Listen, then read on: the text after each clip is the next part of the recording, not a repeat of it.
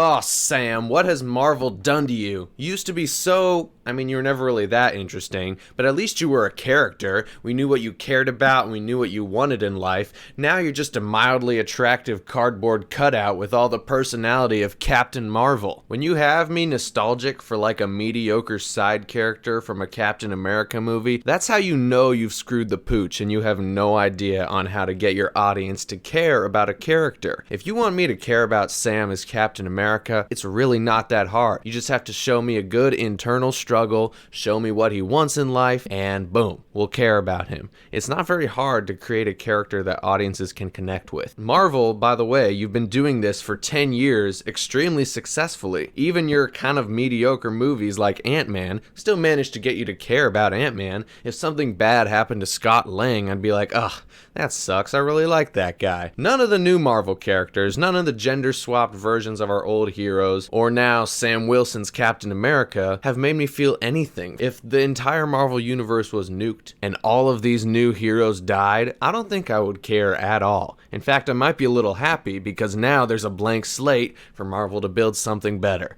because that's what they really need right now. But anyways, back to the topic of Sam Wilson. He used to at least be a character. Now he's just occupying the mantle of Captain America, which is only so interesting. That's only half of why we went to see the old Captain America movies. That's not the full picture. We care about superheroes because they have relatable struggles to us. We care about Spider-Man because we care about Peter Parker and his internal conflict. We don't necessarily care that he's wearing tights and spandex and shooting webs out of his wrist. That's just the cool icing on the cake. But the actual meat, the actual thing that we connect with and we want to come back to, is Peter Parker as a person. And that's what Marvel did during all of phases 1 through 3. We care about Tony Stark. We care about Steve Rogers. Even though Thor's first 2 movies were bad, we still cared about him because at least Marvel wasn't run by a bunch of brain-dead morons who don't understand how to get a bunch of nerds to care about a dude. But that's not the case anymore because Marvel is under this weird delusion that all audiences care about is the mantle of the superhero. They think we care more about Hulk than we do about Bruce Banner. And that's true when you're watching the movie. When you're watching the movie, you want to see more Hulk than Bruce Banner,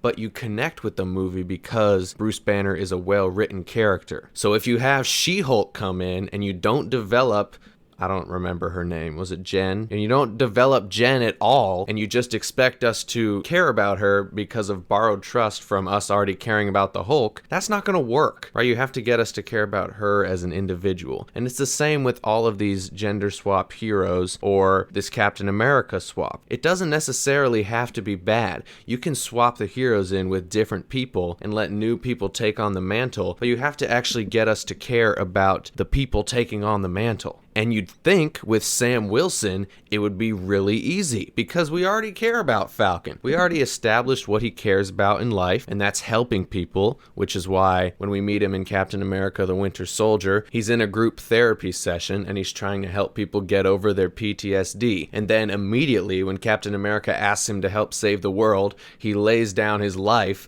to try and save the millions of people who are in danger. He's kind of like a Steve in that way, right? He cares about other people more than himself. And that's something that we were able to connect with. But in the Falcon and the Winter Soldier show, they decided to completely abandon his character and who he was and his history as a soldier and as someone who's trying to help people, and they decided to just make the whole entire thing Sam measuring himself against Steve, which is not something that we want to see, right? Because we all love Steve already, and if Sam is just being insecure the entire time and like, oh, I'm not Steve Rogers, you're right, I'm not Steve Rogers, it's like, we don't need you to be Steve Rogers, you're Sam Wilson, be your own character. And if you're interesting enough and these writers can actually do something with you, then we'll care about you. But the new writers at Marvel apparently think that the only way for us to care about a new character is to measure them or compare them or tell us that they're better than an old existing character that we already like, which is not how it works. Which is why Falcon and the Winter Soldier was terrible. But we already know that. That show came out like 3 years ago. Everyone universally agreed that it was bad. So I'm not here to do a re-review of that show, really. I'm talking about the upcoming Captain America Brave New World movie. And you might be thinking, well, how can you know anything about Sam's character arc in that movie if you haven't seen the movie yet? Because I'm not a weirdo who pretends like I can't see what's right in front of my eyes. If a bunch of facts are given to me that point toward this movie being bad, I'm not going to be like, oh, well, there's no possible way that we can know the quality of this movie, even a little bit, without having seen it first. No, you can tell that it's going to suck. And here's one reason. Well, the same writers that wrote Falcon and the Winter Soldier are coming back for this movie, and that's why I'm nervous. We have no reason to believe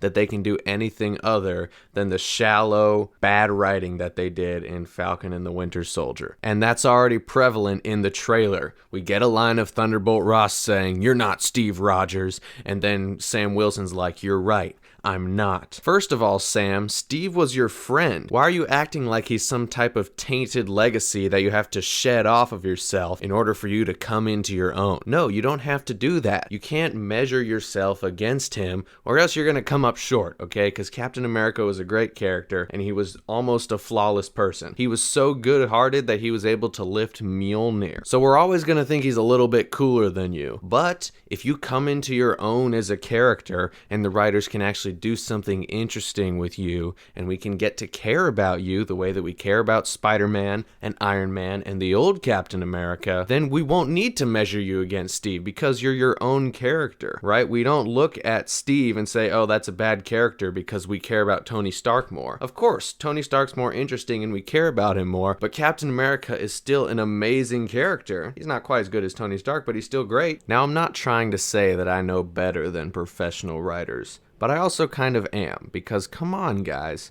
this is not very difficult. A great example of this is Miles Morales. He's the exact same thing that you have here. It's a different character taking on the same mantle as an already established character, but Miles Morales is not comparing himself to Peter Parker. In fact, in both of the Spider-Verse movies, Peter Parker is around and he's doing his own thing, and we all like Peter Parker, but Miles Morales is his own character, he stands on his own, and we care about him specifically, so we can just enjoy them both. And that's what Falcon America needs to do. I think he should have been called that. That would have sort of separated them even more. Falcon America. Anyways, I'm getting off topic here. You have to get Falcon to stand on his own. Stop trying to compare him to Steve. That's not a character. But the writers are untalented. They're probably too stupid to pass a freshman English class, so they're probably not going to be able to get us to care about Sam effectively. I mean, they couldn't get us to care about him in 6 episodes of TV, right? That's the length of like 4 movies. So do you really think in this 2.5 hours they're really going to get us to care about Sam? No. Now, I hope I'm wrong, and Sam is actually an interesting character in his movie, but let's be realistic here, he probably won't be. Given the talent that we have at Marvel right now, I don't really think anything good is going to come out of this movie, like at all. The trailer does not look very good in my opinion, and I'm not looking forward to this movie. But I'm open to being surprised, and I will eat my words if this movie is good. But there's like a 4% chance that that's going to happen. But anyways, thanks for watching everybody, and I'll see you next time.